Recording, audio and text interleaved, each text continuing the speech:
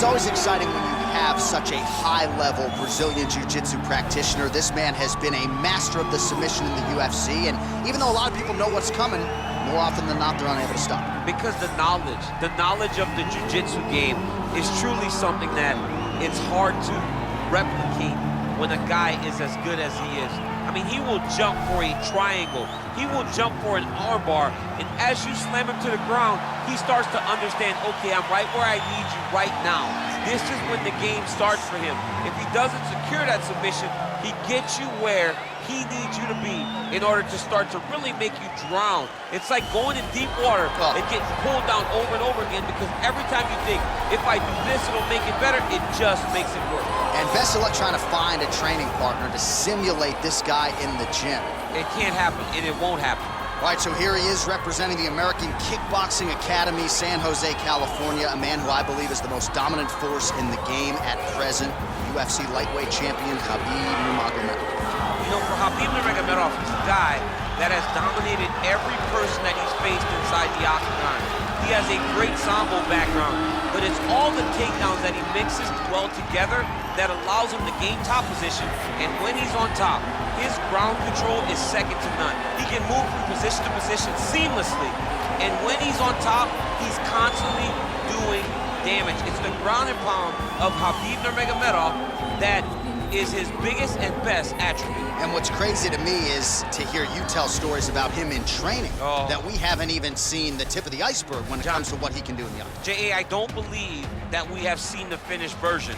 I think when he's in the octagon, he's fighting at about 75% of what I see on a daily basis at the gym. Well, history is going to look back fondly on Khabib Nurmagomedov, but every time he competes, he puts his status as one of the greatest fighters of all time on the line, and that status, of course, on the line yet again here tonight. Ladies and gentlemen, this is the main event of the evening. And when the action begins, our referee in charge, Herb Dean. And now, this is the moment you've all been waiting for. Live from the sold-out Madison Square Garden Arena in New York City, it's time! 5 rounds in the UFC heavyweight division. Introducing first, fighting out of the blue corner. This man is a freestyle fighter, making his professional debut here tonight. He stands 5 feet 9 inches tall, weighing in at 141 pounds. Bam Bam! And now introducing his opponent, fighting out of the red corner. This man is a grappler, holding a professional record of 29 wins, no losses. He stands 5 feet 10 inches tall, weighing in at 155 pounds. Fighting out of the Republic of Dagestan, Russia, Khabib the Eagle Nurmagomedov.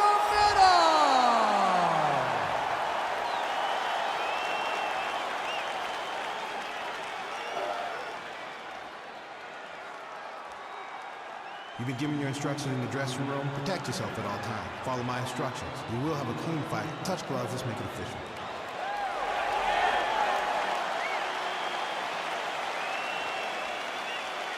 Ready.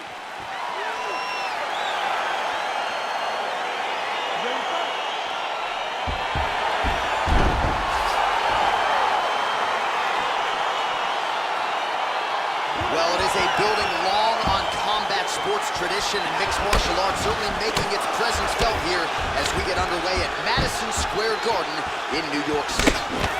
Effective strike there by Nurmagomedov.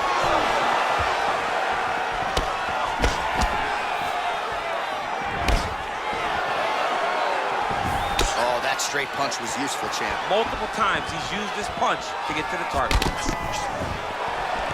Single collar tie now. That's a pretty good right hand there by your teammate, Khabib Nurmagomedov. You're so worried about the pseudo throw. Let's see if he can capitalize and lock up a sub. You got to try to find whether or not you're going to land ground and pound here, or if you're going to go to submission. All right, bottom fighter here, maybe looking to hip escape, DC. Well, there are a few things more fun to watch in mixed martial arts than these type of transitions and scrambles on the ground. High-level grappling can really be entertaining. Strong bottom work here, staying busy.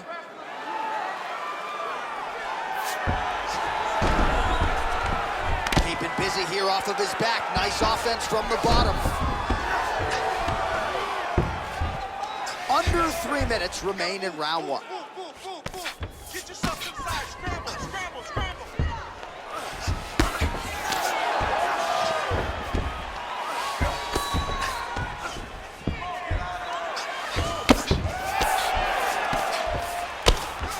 Crazy accuracy and efficiency with these ground and pound strikes here. And if you're the opponent, you got to intelligently defend or the referee's going to stop. You got to defend. But you can see him now starting to gain posture, and the intensity at which he's throwing these ground strikes is starting to improve. It's starting to elevate because he knows that he can get the finish. Well, you see all the grappling repetitions here. And now he has a headlock trying to pin his opponent's back down flat onto the mat. Look for him to transition to an arm triangle to try to chase the finish. Oh! Needs to push the arm to the side. Get his head against the mat. Now watch, as he goes to the finish, watch his chest go to the mat. He goes. And this might just be a matter of time. Wow. Side control now, and certainly I would think more offensive options for the bottom fighter than in half guard. Absolutely more offensive options, because now you can just start to get away. You can just go to a wrestler stand-up. Get to your knees, post your hands. Don't allow him to get his hooks in, right? Really be aware of the hooks. But get to your hands, stand up, fight the hands, break away and escape. But it's so much more free-flowing than a half guard in the side control, because all you need to do is just get the opponent's body up, because his legs are just free to move. His legs are not controlling anything. His legs are just free, so you have more freedom to use yours. 5 minutes in the books.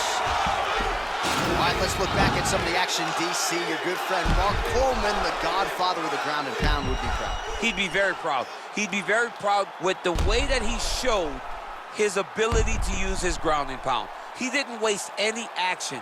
He did everything he needed to do. He was able to posture. He was able to control wrists. He did everything perfectly in his approach in that ground and pound sequence. All right, here we go with our next round, and thankfully for his opponent, it begins on the feet, because his face was turning into mincemeat with that ground and pound in the previous round. Oh, he got demolished, man. It was punches, it was elbows, it was transition into the elbows. I mean, he had so much more knowledge in this area. Wow! Use her, serve him up, go get him. Oh, he might be out. Whoa! Now goes in and secures the takedown.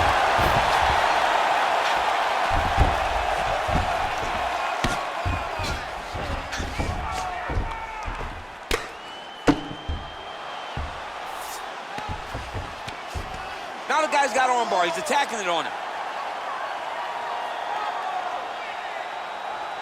And attacking armbar.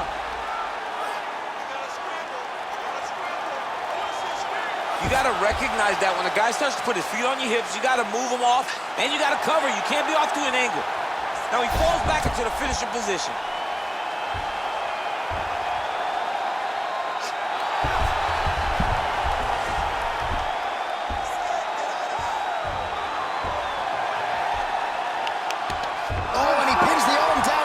So the tap comes shortly thereafter. He got the arm straight, right? The moment he was able to break the lock, John, his opponent was in trouble. Hip pressure up, opponent had to tap. And he tapped, and he lives to fight another day, but a huge win for his opponent by submission tonight.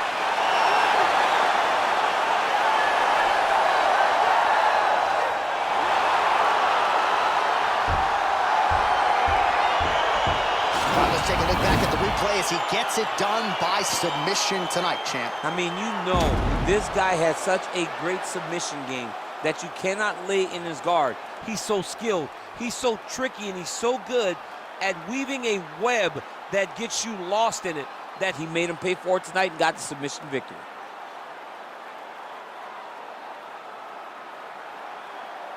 So there he is, your winner by submission. That could hold up as one of the better subs of the year. Near perfect execution tonight. Ladies and gentlemen, referee Herb Dean's going to stop this contest at 2 minutes, 1 second of the second round. Declaring the winner by tap out, Khabib the Eagle Nurmagomedov. incredible result here tonight as you see the winner there celebrating his victory by way of submission. And